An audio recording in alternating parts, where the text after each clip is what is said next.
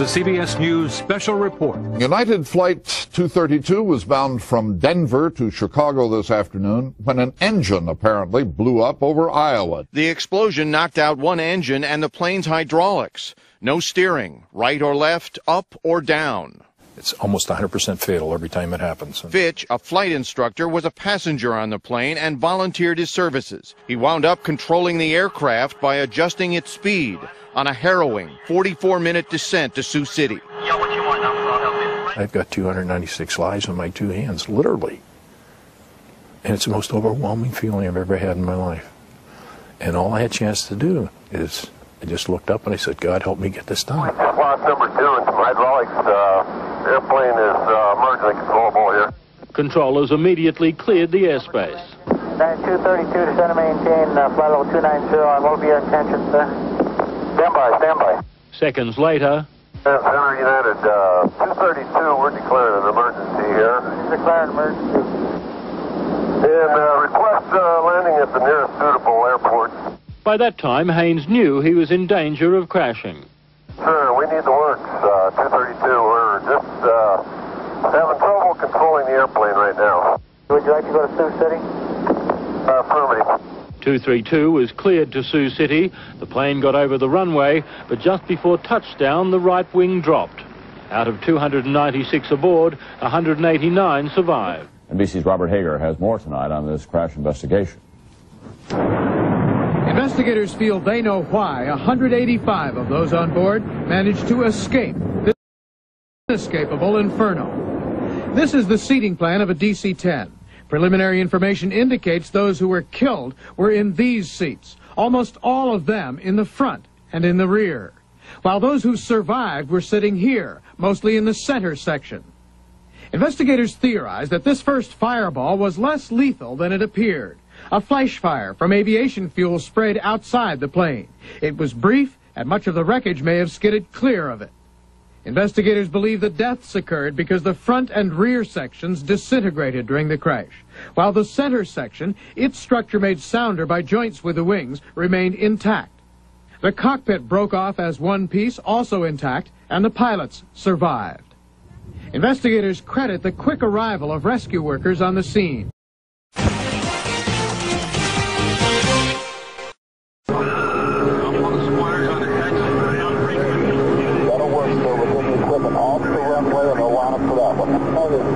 His wheels were down, his nose were up, his wings were level.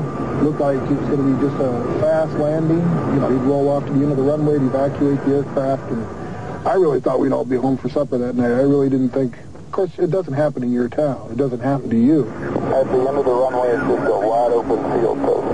Somewhere around 400 feet above the ground, and we're going so fast, the captain said, pull the power off, meaning let's get rid of some of the speed. And I said, I can't. That's what's holding your wing up. Left turn. Close the throttle. Close them all. Right turn, close the throttle. Now I can't pull them off if you lose it. That's what's turning you. Okay, all right. I looked down at the captain's vertical speed indicator, and I saw it at 1,800 feet per minute, which was intolerable. We couldn't hit that hard. And in a desperate effort, I firewalled both the engines, shoved both the throttles up to full power, and the time factor wasn't there for us. Okay, clear, Cal. Left throttle. Left.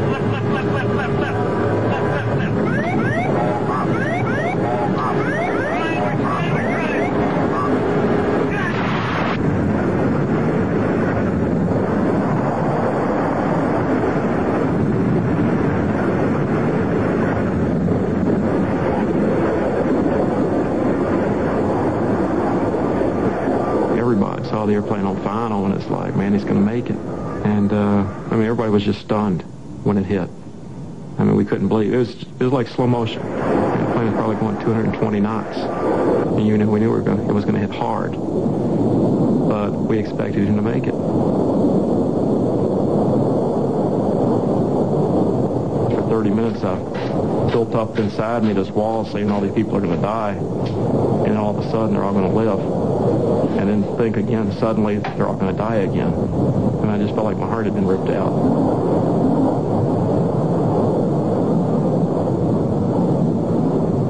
dropped out of the sky and hit the ground. I mean, it felt like we slammed into the earth. And immediately, I mean, within seconds after the initial impact, I saw flames, I saw smoke, I saw people still strapped in their chairs being thrown around in the cabins, people thrown out of their chairs being thrown around the cabin. And, I mean, within a few seconds, there was a lot of chaos, there was a lot of destruction, and there was probably some death immediately upon that impact.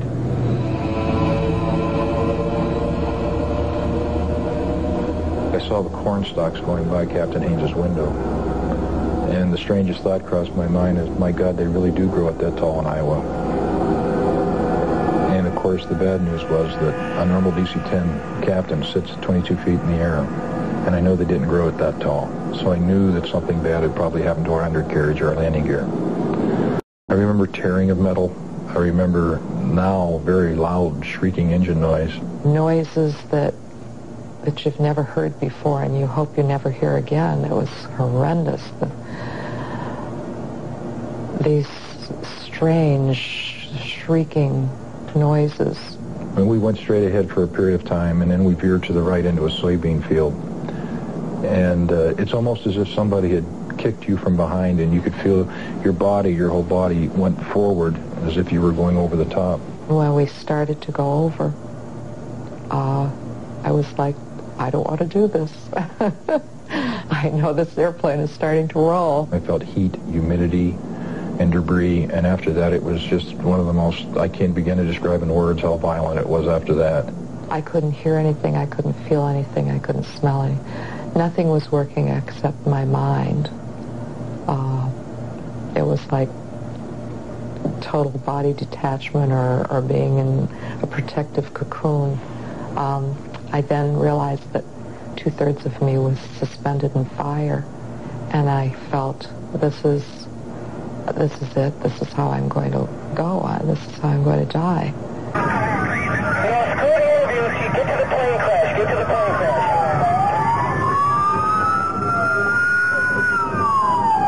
I'll never forget the first survivor I saw was this little kid, maybe 10, 12 years old. And then there was this woman wearing a dress, and they were both kind of laying on the field, and then they set up. They'd been tossed out of the aircraft, and they set up, and they got up, and they started walking to me. And my first reaction was, didn't somebody tell these people that this airplane was going to crash? I thought these were people out here on the airfield for some kind of a field day or a field trip or something. Because as you watched the airplane crash, you couldn't imagine that anybody lived from that crash. So I thought these people were hit by debris. I couldn't believe it. And then behind them, more people began to set up, and then the reality set in that, yeah, these are people from the aircraft that are actually survived this event, you know, and most of them in need of medical care. But still, to this day, it's amazing that anybody survived that crash. I can hear static. Well, Dave, there's lots of people running around out here. We're not sure how many passengers as of yet were on the plane. 111 die, while 185 survive.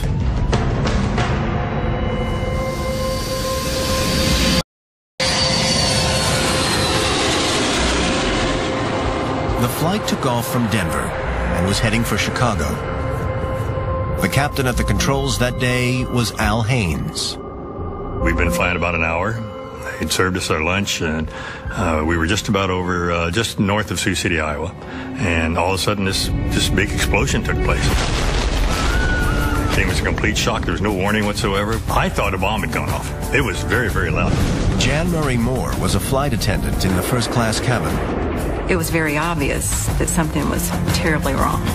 It was just, the plane was shaking after the explosion. You know, we started to porpoise in the sky.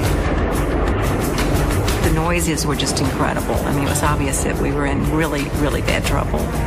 A freak mechanical failure caused the loss of the plane's entire hydraulic system, crucial to the steering of the aircraft. The pilots were left with almost no working controls. By sheer luck, a senior DC-10 training pilot was a passenger on board.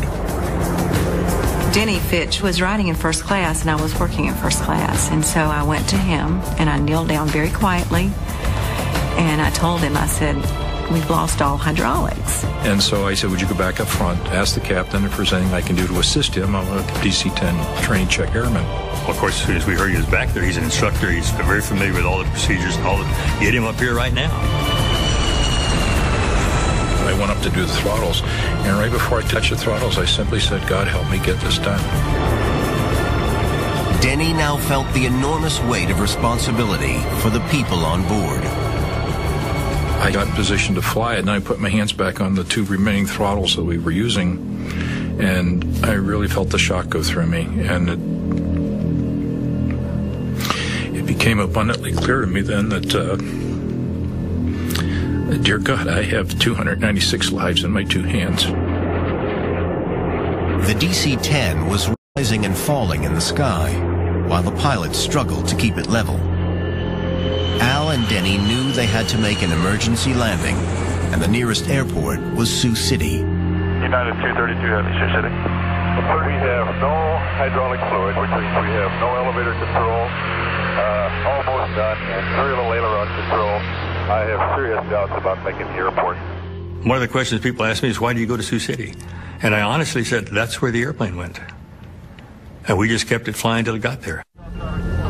No one had ever successfully landed a passenger plane without hydraulics before, but Al and Denny had no time to worry about that. You know, if we'd gone off on that tangent about well, people are going to die, we're going to lose people, we might have panicked. And we couldn't afford to do that. You can't think about crashing, you have to think about surviving. There was no more fear. It was that all positive attitude. We were going to get it done. We were going to land it. Somehow we were going to make this happen. I didn't think it was going to be pretty, but I thought it would be survivable. I don't know how many minutes it was that we were screaming, brace, brace, keep your heads down, keep your heads down, but that was a very, very long period of time. There were lots of tears, and there were lots of prayers, but there was no panic. The DC-10 was descending towards Sioux City Airport at over twice the safe landing speed. We're going way too fast, so we have no brakes. How are we going to stop? On the ground, hundreds of firemen and emergency vehicles were ready to respond once the crippled airplane touched down. On board the plane, fear was palpable. It was the most frightened I have ever been in my entire life.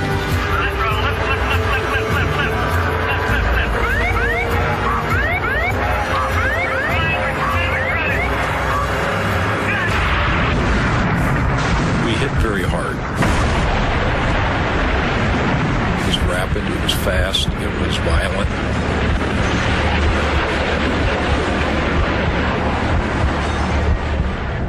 We started to flip backwards, and the force was just amazing. And it was dirt and smoke, and there was a fireball that came through the cabin. I can't begin to put into words what the sounds of the middle, the tearing, the acceleration loads.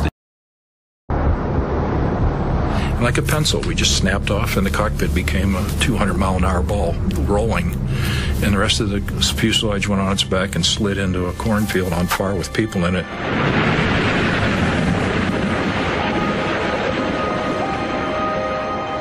We came to a stop, and there was a little hole of light, probably about that big. And I can remember crawling for it, and actually came to an opening. We stepped out and into that beautiful blue Iowa sky.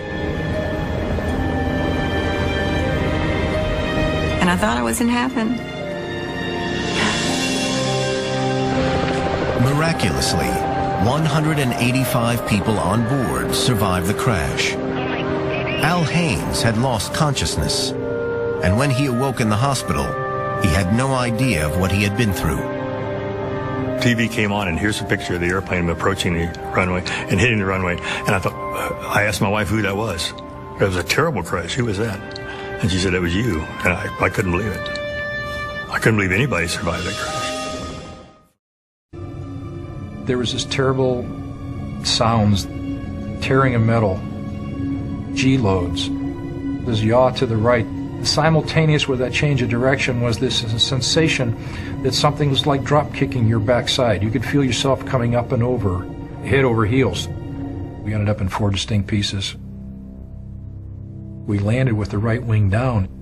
The wing ruptured open, and 11,000 pounds of kerosene came out and started on fire.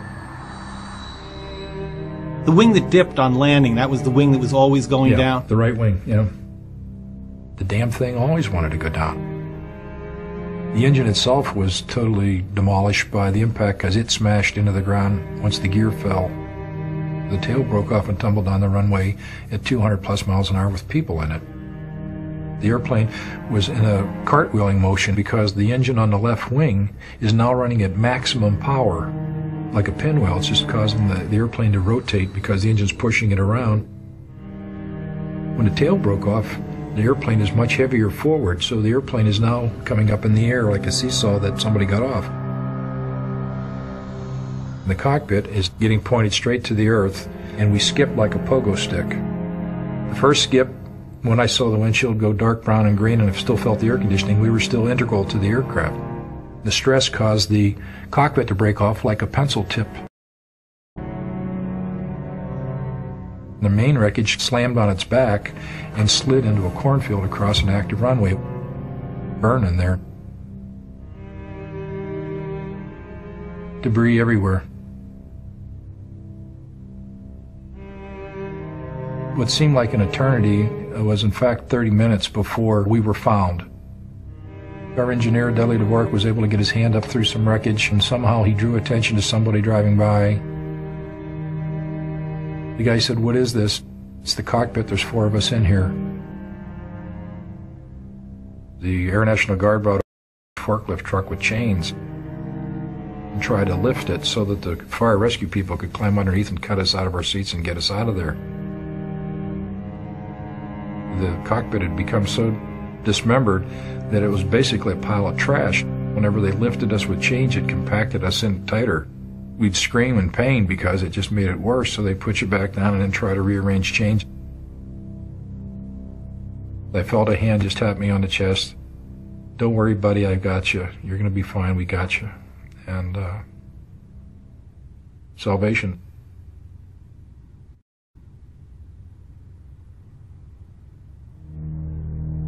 My wife was home at the time. She's been married to me from the day I started pilot training in the Air Force. Whenever an airplane crash happened anywhere in the world, she would get a phone call from our friends, and the question always was, "Where's Denny?" And this time when the phone call came in, "Where's Denny?" she said, "Well, hopefully he's on his way home from Denver." Our friend said, "Oh dear God, Gina, a United DC-10 from Denver to Chicago has just crashed in Sioux City. It's on CNN." And she dropped to her knees in tears. We had friends gather, and basically it was a death watch at the house. And a phone call came in 4.5 hours later from the chaplain at Sioux City. And they said, "Well, he's in intensive care." No, there's got to be some mistake. We were told he had a broken arm and skinned up. That's true, he has all those injuries, but we almost lost him last night, and he's not out of the woods yet. And I was on the morphine, and it has a lucid quality. Whenever it wears off, you're lucid for a moment before the next input. She looked at me, and I opened my eyes, and I saw her looking back at me, and she said, "Hi, I'm here. I love you. We can do this. Not you can do this, you poor slob. We can do this." The soulmate of mine was not going to let me go down. I said, "Honey, I need to know 2 things." And she said, "What is it?" And I said, "Did I make the runway?" Because our salvation was at that runway. I had to get this airplane on that runway. That's where the emergency people were. That's where the response capability was. That's where the trained personnel were. It meant everything to me. That runway was absolutely critical. And she said, "Yes, you made the runway." And with that knowledge, I had hope that even though as beat up as I was, that everybody else was okay. And my next question was just that, is everybody else okay? And she realized I didn't know the truth. And she started to cry, and I had my answer. And I cried for 3 days, every waking moment.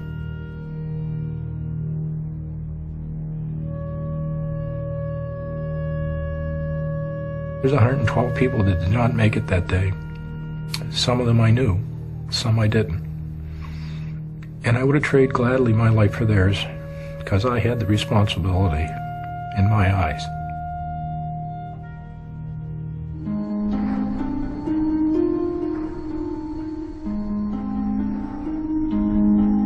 They carry black boxes on all airliners, and post-accident, they will get the information extracted from the last 30 minutes from the voice recorder and for the entire flight from the flight data recorder. They're able to load a simulator of the same type aircraft and put in the same circumstances. Okay, now all the hydraulics are gone. Was this back in Denver? This is back in Denver in our training center, yeah.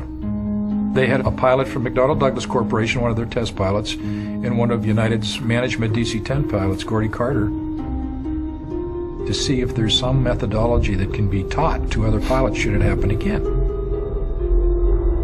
They kept trying to do this in the simulator repeatedly, and they always had an unfortunate event. It would crash outside the airport by some distance. They called me after their 28th failure. Gordy was just calling to see how I was doing, how my injuries were coming along. We're in the simulator, we're trying to make this thing happen again, and boy, we just can't get it done. And they shared with me their technique, and I said, no, try this, do it this way, this way, this way, this way. You have to be more proactive, more responsive. Armed with that, they were able to get it on the ground. It still crashed, but the point was they got it to the airport. He said, you know, we had 29 opportunities. You only had one. I didn't make a mistake. I didn't do anything wrong. None of us did. All we did as a crew was to try to mitigate one of the worst situations that have ever happened to an airplane. Just trying to make it survivable. You think about life. You think about what's important. You think about why you lived. If that could happen like that, where do you want to be when it does, if it does?